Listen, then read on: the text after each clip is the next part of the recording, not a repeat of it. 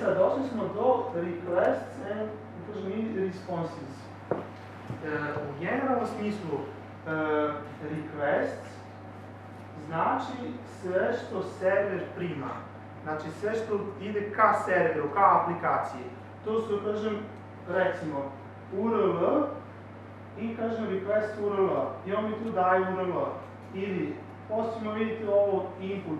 Znači ako neka forma, ako mi sa forme šaljemo serveru, znači name je request input name. Ili request all.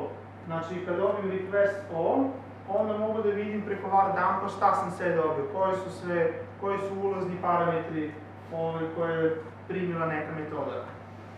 I recimo imamo ovde cookie, znači da vidimo da li slučajno postoji cookie i file.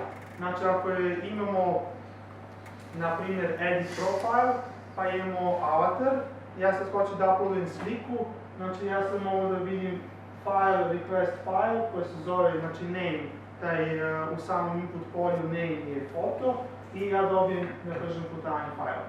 S druge strane, responses. Znači, to je odgovor od strane servera. Znači, uvek, kažem, imamo neko prihvatanje ovih podataka i imamo neki odgovor. Odgovor najčešće u Laravelu je view. Znači, ono kad kontroler nešto obrađuje i na kraju return view, to znači odgovor. Znači, uvek se počne sa return. Znači, to je odgovor i ja mogu da kažem ovdje return, na primjer, var dump string. Znači, ja ću tu direktno da šaljem, znači, neki response pravim od tog nekog stringa. Skraćena verzija kao return dump i die je dd ili die and dump string. Znači, ja direktno mi ovdje štampam var dump i kao da imam ispod die. Tako da možete da ovo stavite dd u procesu kreiranja.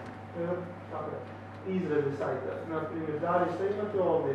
Return view hello i ovo je data.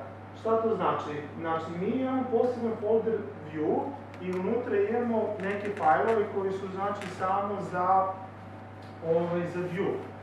Ja sad kad kažem ovdje imam neki kontroler, recimo page kontroler, i na kraju kažem return view i hello, znači taj view mi treba, i prosleđujem neke podatke. Znači, u samom template'u koji se u ovom slučaju naziva hello, ja imam data koja, na primjer, možda bude naziv stranice, recimo, ili to možda bude neki niz koji sam u sebi ima, recimo, i naziv i tekst, ili na kraju kraja možda bude neki objekat gde imam sve podatke.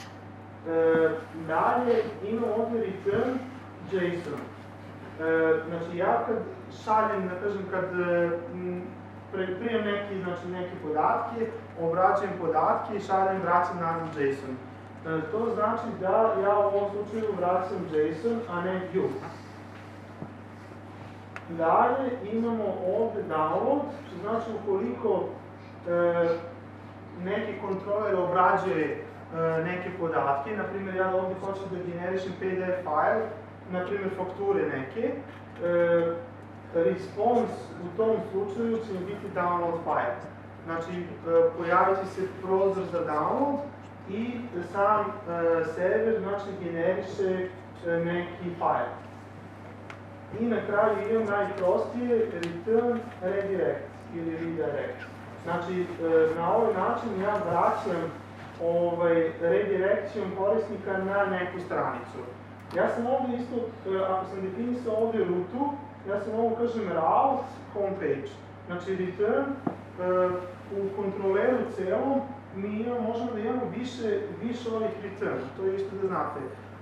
Ako imate, na primjer, kontroler koji ima 300 linija koda, vi možete imate nekoliko return, znači ukoliko se ispuni neki uslov, tu možda postoji, recimo, ukoliko je korisnik, ne znam, platio nešto, prošao sve i tako dalje i treba dobiti fakturu, on možda ima return download.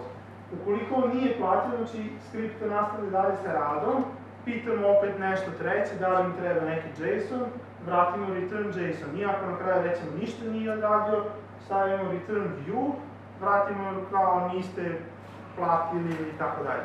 Znači, tako da samo refer možda bude u više linije koda u samom kontroleru. Ili ima pitanje ovdje? Ne.